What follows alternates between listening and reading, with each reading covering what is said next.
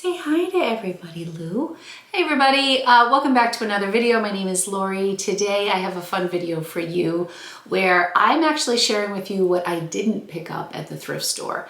Okay, you wanna get down, love bug? I went to my favorite place on earth where I always thrift, and things are changing there, which I will talk about in a future video. I talk a little bit about it at the end of this video, but I went to 4 different locations on this particular day.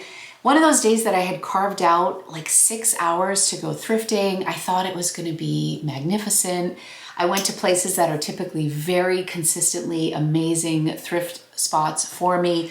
And I did find a few things. In fact, 2 of the things I found already sold. I will be sharing that haul video with you next. But today I just want to share with you what I left behind and why I left it behind at the thrift store. So it's just a voiceover and it's a quick video, and I will just take you through the racks and show you some of the things that I chose not to buy to sell on Poshmark or on eBay. I hope you find this helpful. Please feel free to leave your thoughts in the comments. Let me know if you would have picked something up or left it behind, or what your thoughts are in general. So let's jump back in time to the thrift store today and see what items I decided not to take home with me. I hope you enjoy it.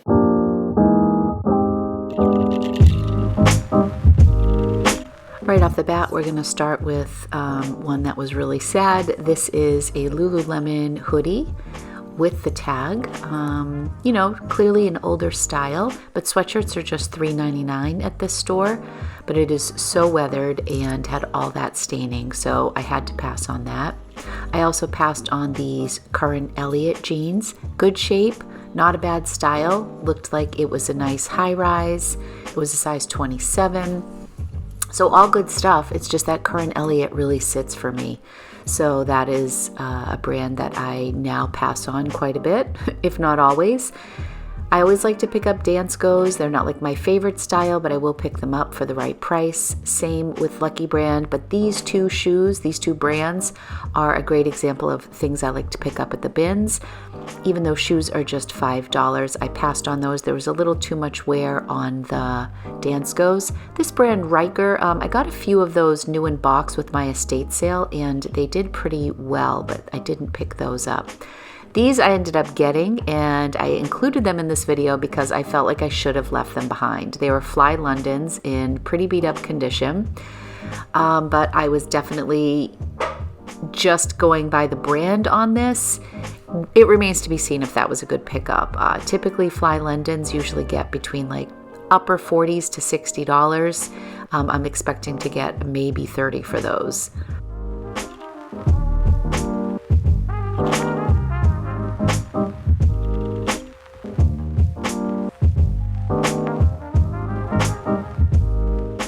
More Danskos, similar, not great condition. New with tag, but that's Primark, very low end. Minnetonkas I do pick up sometimes, but that had a lot of gunk on the bottom, and they're just not a hot enough seller to pick up if they need any work, so I left those behind. These boots I passed on, and I regret it a little bit because they were in beautiful condition. The brand was Pico, and the reason I put them back was because I couldn't find the size, which as I'm watching this footage, they were clearly a size 38. Just a reminder to myself that I really need to be careful when I'm looking things over, looking for flaws, looking for sizes, fabric content. You can never be too careful at the thrift store, and sometimes you can miss some good pieces. And I also left the Fit Flops behind, not because it's not a good brand to sell, but we're a little out of season, and I have a couple already in stock that haven't sold yet. So sometimes if an item is out of season, even if it's something I would typically pick up, if I have some in stock that aren't moving and it's out of season, that's something I will pass on. Those Adidas were really cute, but they were a children's size.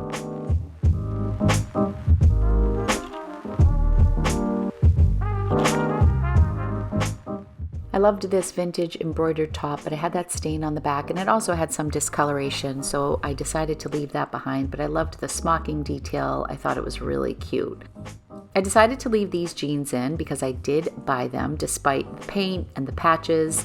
I am starting a new series called From the Store to Your Door. I was inspired by a reselling couple here in Maine called RNZY Now, RNZY Now. They do a series called Follow That Flip, where they pick up a thrifted item and they really show you from the time they purchase it until it goes out the door, all the work that's involved, and I find it really interesting. So mine is going to be called From the Store to Your Door, and stay tuned for that. These are some new with tag Mason Scotch pants, and they were $149. These were regular thrift store price, which would have been under $7, but they were thrashed on the side. I was really bummed because these were a cute pair of pants. Even though they were white, I would have totally picked those up. New with tag if they were in better condition. This was a big heartbreaker. This is the Burberry shirt. I recently sold a vintage Burberry's shirt for $79 that I picked up at the bins. This had some serious DIY done to it. This Velcro strip was put in here. Some off-brand buttons were put on the bottom, and they also folded over the button side and stitched up, so there was no place to put the button through. So it had just been altered way too much.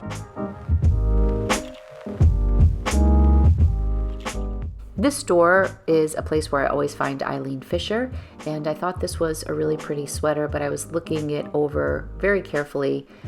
Just given the nature of the knit, it looked like it could be prone to some pulling, and I did in fact find a section on the back that had a pull that almost looked like it was going to be a hole. There were just a couple imperfections.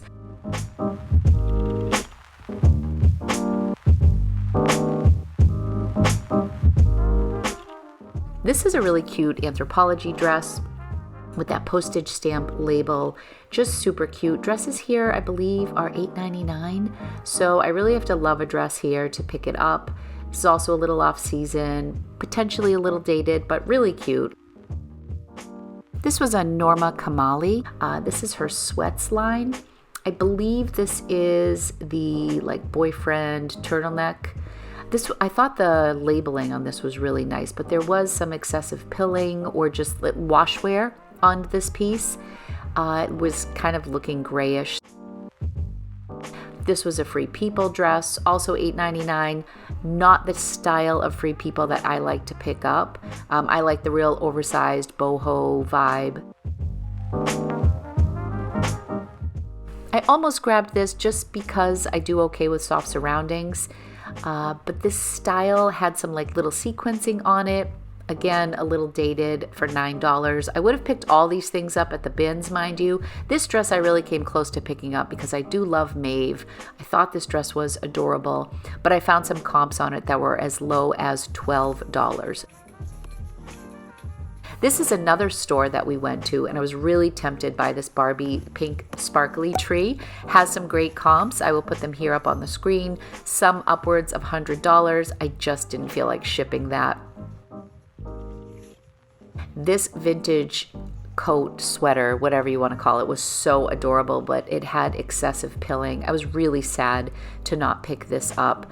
I thought this was just such a gorgeous piece. It's like a duster length, and it was just $9.99. Thought that Santa macrame was kind of cute.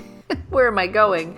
Okay, so now we're walking through the store and just kind of going through the rack here to show you brands that I commonly pass on. I was torn with this Ralph Lauren sweater. I think this was really cute. Sweaters is $7.49. I went back and forth on that, but I ended up leaving that behind. You see a lot of pieces that you have to pass on, or that I choose to pass on, before I find one that really excites me. And this was a really difficult day. But I think it's a really good illustration of how sometimes you can go to 4 different thrift stores. We went to 2 outside of Boston, and then I went to 2 Savers. It was a full day out of the house. They're not all home runs, and this day for sure was not a home run sort of a day.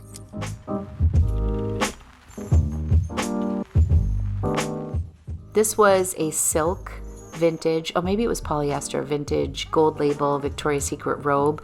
at Savers. We were in Framingham at this point. They priced that at $9.49. I left that behind. It had no belt and it was a little bit high.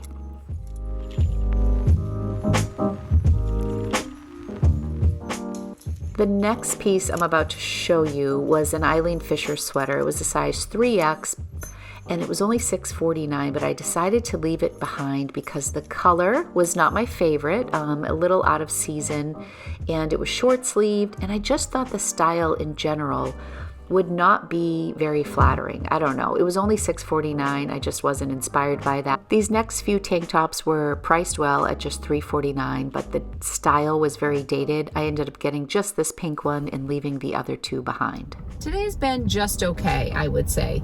I met up with my friend Daniela and we did a couple shops outside of Boston. My normal honey hole, my favorite place of all places, was just not good today, and it wasn't even busy. It was just like sparse, and there was also a sign at the register that said as of November 8th all of their prices were going up. So this is a place where I get shoes for $5, sweatshirts for $3.99.